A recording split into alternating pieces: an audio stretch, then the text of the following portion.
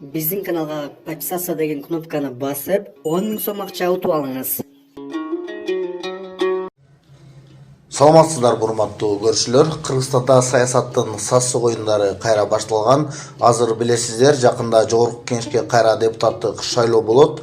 Ал шайлоого мурунку эле эски баягы коррупционер депутаттар кайра келмекчи. Алардын арасында баягы жогорку кеңештен секирип качып кеткен жаш баланы билесиздер. Ал бир убакта аябай хит болгон Кыргызстанда. Жаш балага окшоп жолдорду аралап, кафелерди аралап секирип качкан. Ошол да катышып атат. Оразайым Нарматова катышып атат. Мурун Мадумаров тарап болуп, азыр эми Садыр Жапаров, Ташиев деп калган. Ошолордун тарапташы болуп калган. Ал дагы ошол депутаттыкка мандатын койду.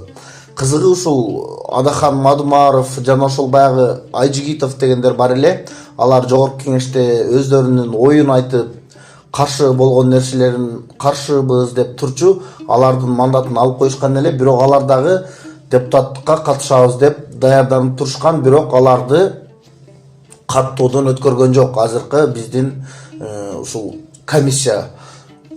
Ошолор Адахан Мадумаровду, Айжигитовду жана башка ушундай бир аз аты чыгып, бир аз өзүнүн оюн айтып билген адамдарды силер саясатка аралашпагыла, силер ишиңер болбосун деген сыяктуу кылып эле чекеге сүртүп коюшту, мындайча айтканда туугандар. Эми Адахан Мадумаров бирок анысын күтүп жатканмын дейт. Мени депутаттыкка өткөрбөшүн билчү эле, анткени ал жакка мен барган болсом, буларга бир аз тоскоолдук кылып, баягы кол чабып отура турган депутаттардын арасына кошулбай жүрүшүмдү билет эле, ошондуктан мени өткөрбөй коюшту. Эми азыркы депутаттардын баардыгы баш ийип, кол чабып эле кайсыл мыйзамды чыгарса ошону колдоп отура беришет. Ошондой депутаттар керек экен азыркы бийликке, тилекке каршы. Бирок биз саясаттан четтебейбиз. Президенттик шайлоо аз калды. Мен ошол президенттик шайлоого даярданамын деп жатат. Негизи эле Адахан Мадумаровдун айтканына караганда, азыркы бийлик бүт эле кылып жаткан, ошол салып жаткан үйлөрдү, жолдорду сырттан алган карызга кылып жатат. Андай карызга алып кылган болсо, аны бардыгы эле кыла бермек.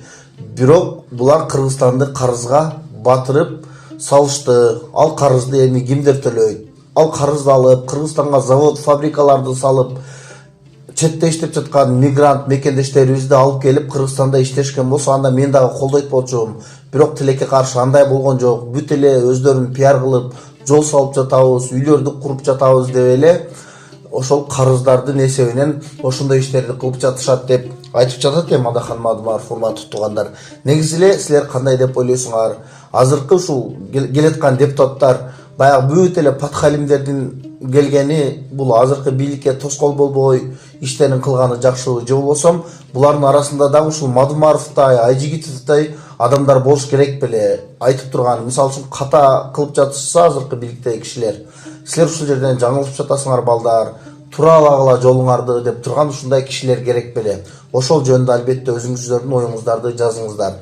Эми Адахан Мадумаров президенттикке коёмун деп жатат, азыр депутаттыкка өткөрбөй койгонуна капа эмесмин деп.